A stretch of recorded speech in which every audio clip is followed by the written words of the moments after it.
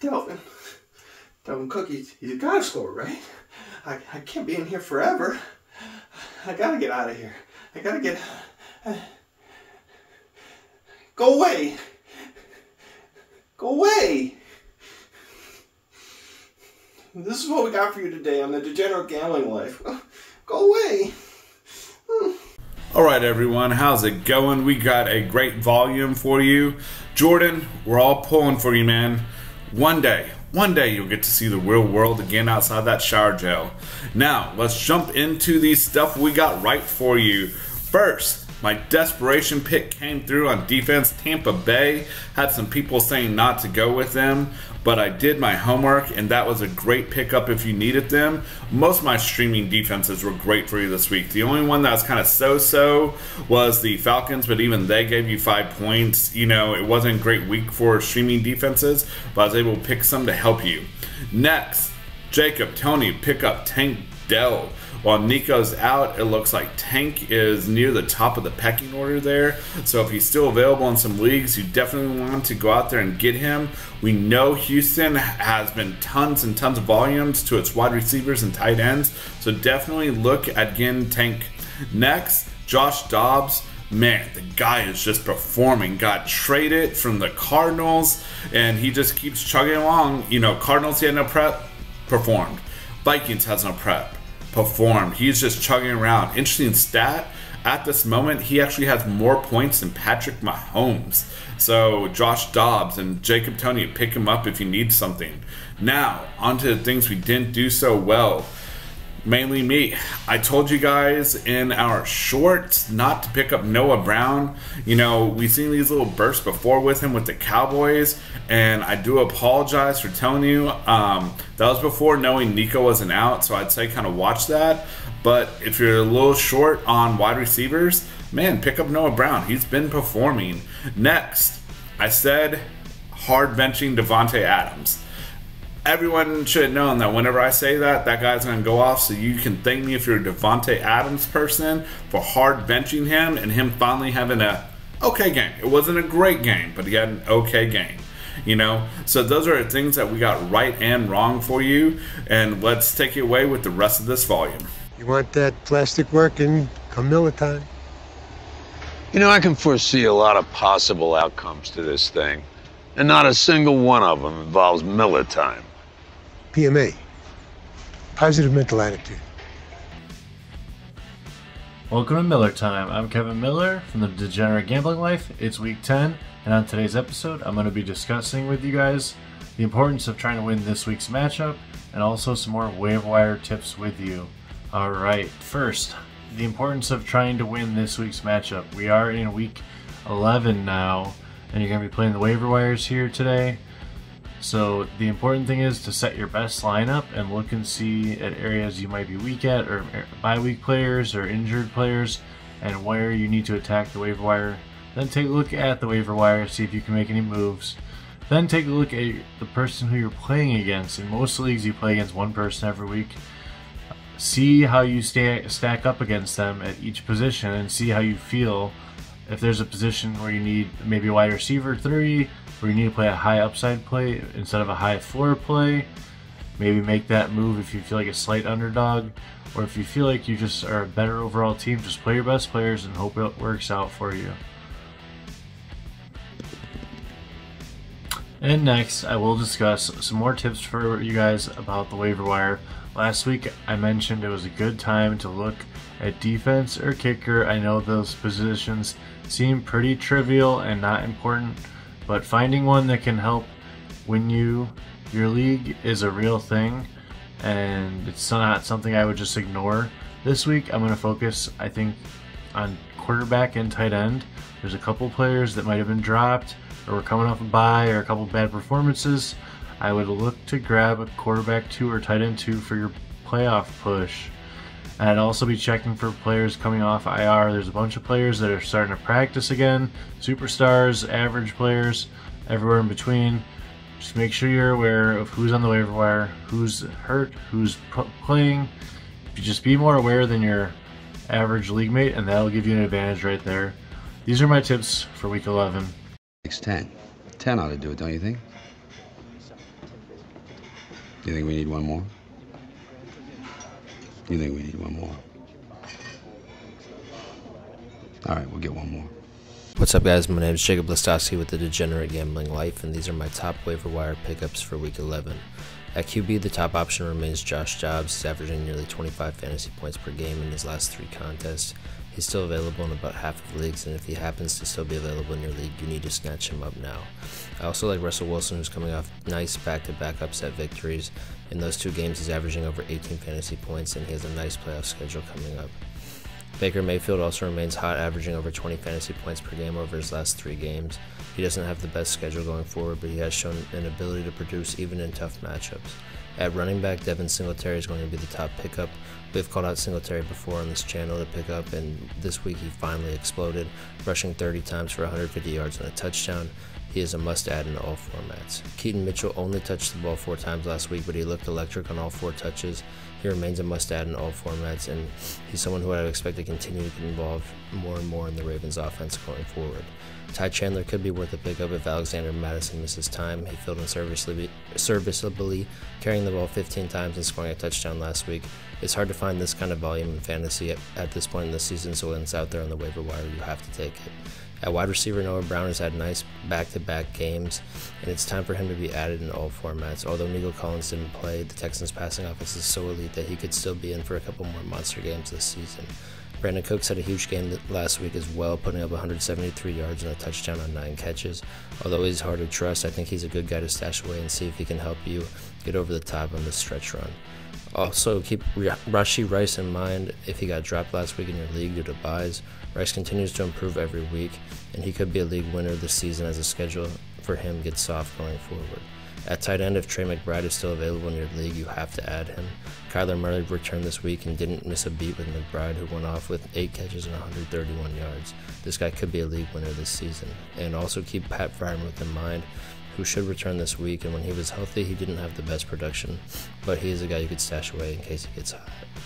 Because I'm a stud. I'm ballsy. I don't take from anyone. I smoke my stogie anywhere I want. I don't have to find a hideout place like you.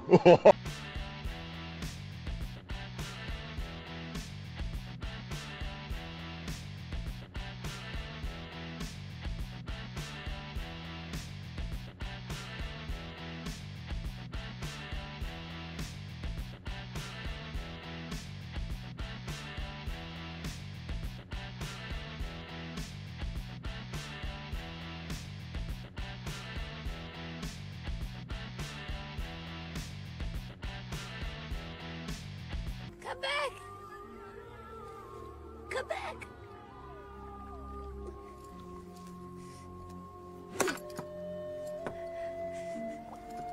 I'll never let go. I promise.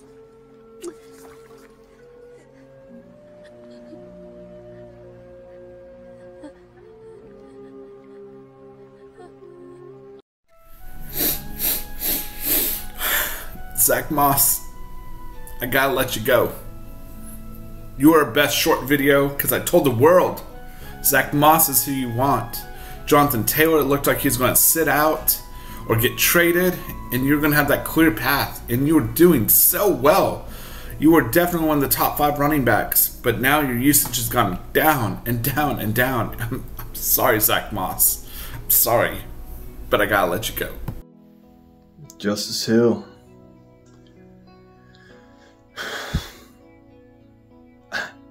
I don't even know what to say. Dobbins goes down. You're going to go on a committee with Edwards. And hey, you got some upside. You could catch the ball. You run the ball. But you're too TD dependent. And for that, you got to say goodbye. I'm not even mad. I'm not even sad. I'm just, this is what it is. Deuce. Will Levis. Will. I thought you were going to be it, man. I thought you were going to have a huge game this week against a weak Tampa Bay secondary, but you didn't get it done, so I have to let you go. Michael Thomas. This is long overdue. After all, it has been 4 years since you were the wide receiver 1 overall, and it has been 4 years since you've actually been fantasy relevant. Goodbye, Michael Thomas. Here's to the waiver wire forever. Let's all drop Michael Thomas. And bye-bye, Michael Thomas. Ladies and gentlemen, can I please have your attention? I've just been handed an urgent and horrifying news story. And I need all of you to stop what you're doing and listen. Cannonball!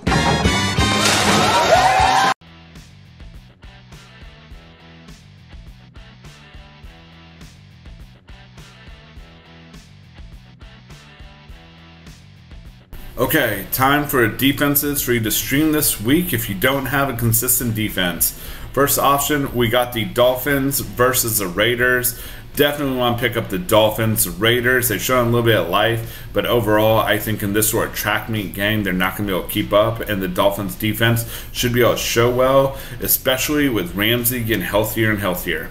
Next, we got the Lions defense versus the Bears. It's the Bears, so you definitely got to do that Lions defense. Lions defense has been feisty against these weaker opponents, so definitely look to pick them up. That's probably going to be my #1 option. Next, we got the Washington Commanders versus the Giants. The Giants are on their 3rd-string quarterback. They really just don't have much in the passing game. They do have Saquon, but Washington does have a pretty good interior and linebackers. So look at, again, the Washington Commanders defense. And finally, we got the Vikings versus the Broncos. Broncos have been a little bit better, but the Vikings actually have a top 5 fantasy defense. So you can pick them up. People have been sleeping on them. So this matchup, you definitely want to look at that. So those are defenses I'm going to recommend that you stream this week.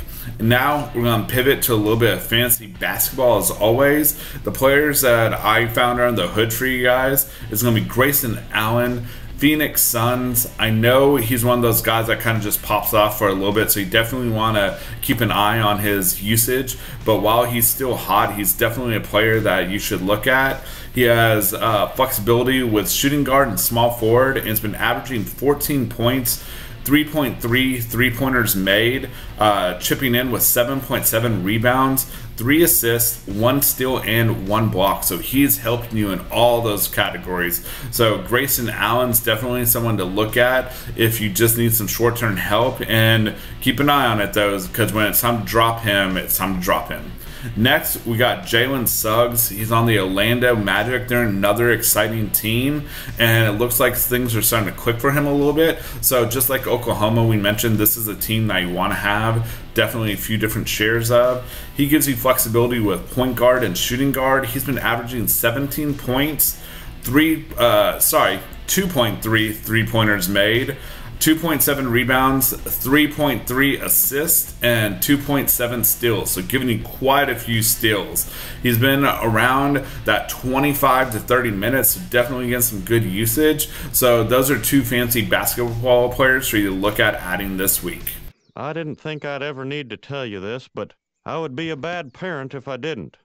Soccer was invented by European ladies to keep them busy while their husbands did the cooking. Why do you have to hate what you don't understand? I don't hate you, Bobby. I meant soccer. Oh, yeah, I hate soccer, yes. Jordan Tennis here with the Degenerate Gambling Life's added minutes, and we are watching Ryan Reynolds. This is the Wrexham watch. Wrexham continues their good form as they win 2-0 over Gillingham on the weekend. They are still sitting in second place, 5 points off the leaders Stockport. Is there trouble in Paris? Paris Saint-Germain manager Luis Enrique called out superstar striker Kylian Mbappe after their 3-0 win at Reims over the weekend to send them top of the table in Ligue 1.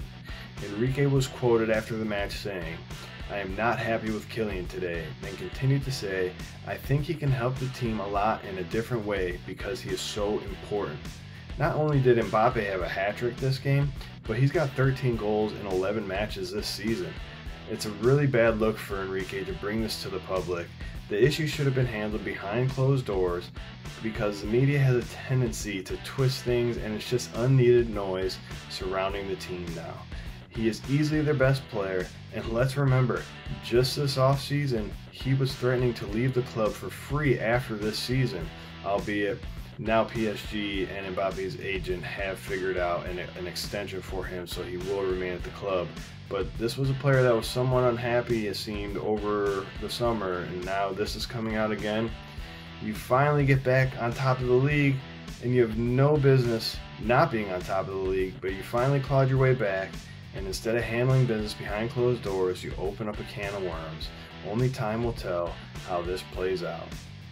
Do you think I wouldn't have talked about the Chelsea and Man City 8-goal thriller over the weekend? I really couldn't resist. The game had just about everything. Each team clawing back, each team drawing penalties, big saves, important goals, 4 goals in the first half, 4 goals in the second half, culminated by ex-Man City kid Cole Palmer coolly smashing home the penalty to tie the game in the 95th minute. Man City looked really good, and Chelsea went toe-to-toe with last season's champions. Chelsea have been up to the task during this difficult stretch of games. It seems they may be turning a corner under new manager Mauricio Pochettino. We are into another international break, but we look forward to the return of club football, and that includes Champions League, in 2 weeks' time. I hope you guys enjoy your week, and we'll see you next time.